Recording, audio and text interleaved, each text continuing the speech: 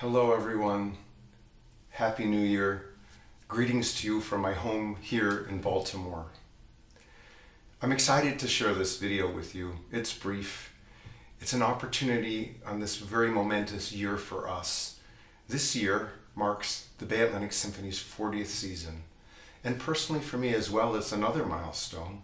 It's my 25th year as music director here. So I wanted to share with you some thoughts about this up-and-coming concert on January 21st and 22nd, where I'll be both playing the Mozart Concerto No. 12 for piano and orchestra and conducting it.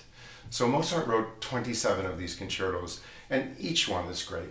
There's not a bad one in there. They're all just phenomenal. Of course, as he went along in his life, his concertos grew more sophisticated as he did. And so this one, he was 26 years old when he wrote it, and it has so many of the attributes of the later ones as well. It really points towards what he was doing.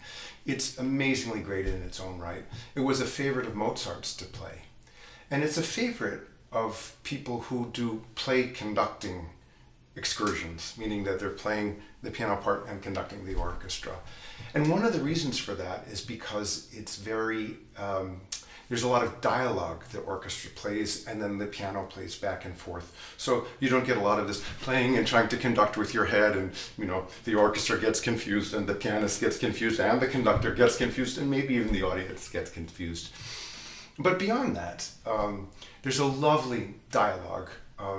So there's an elegance to the rapport between the orchestra and the piano.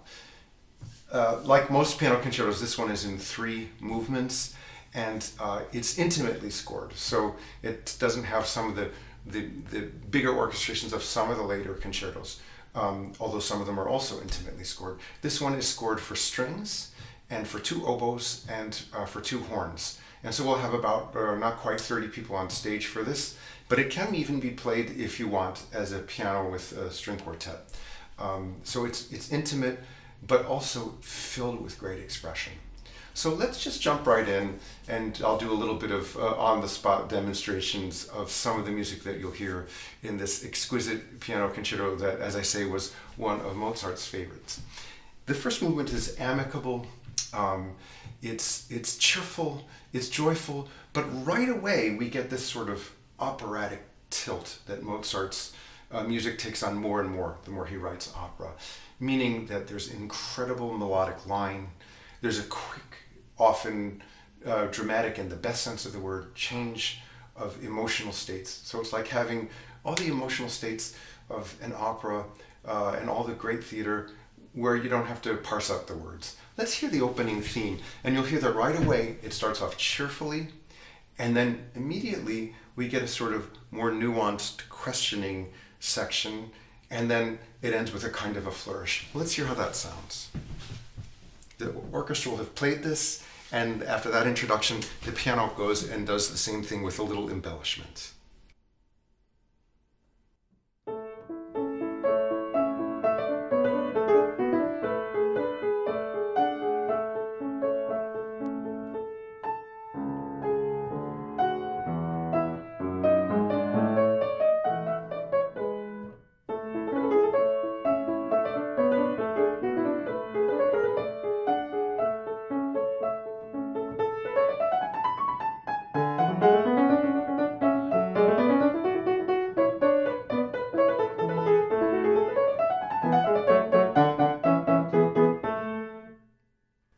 So right away we get those 3 moods going, and there are so many in this exquisite concerto.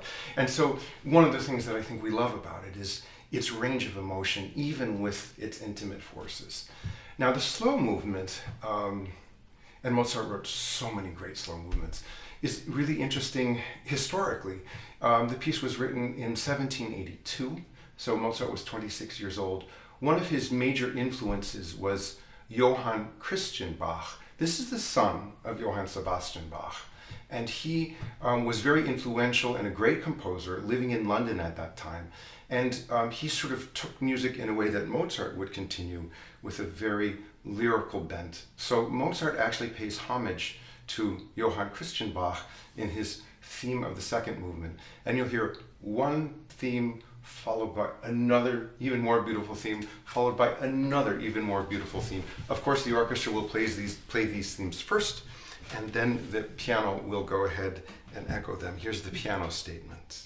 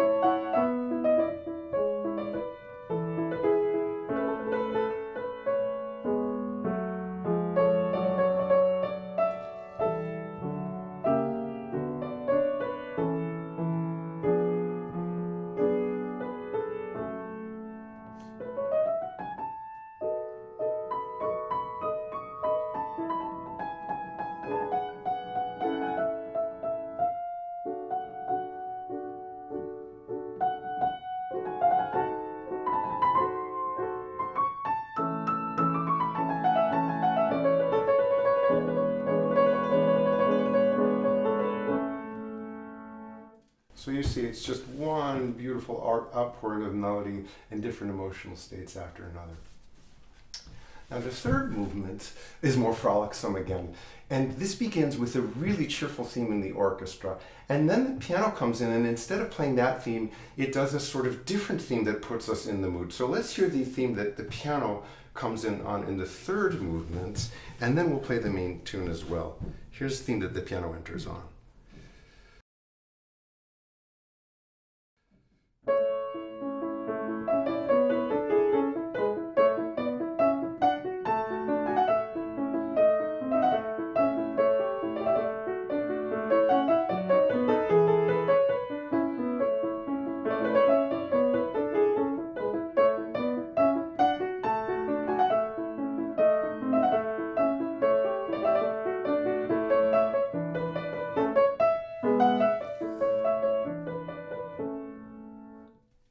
And the main theme, which the pianist eventually takes up, goes like this. Very playful.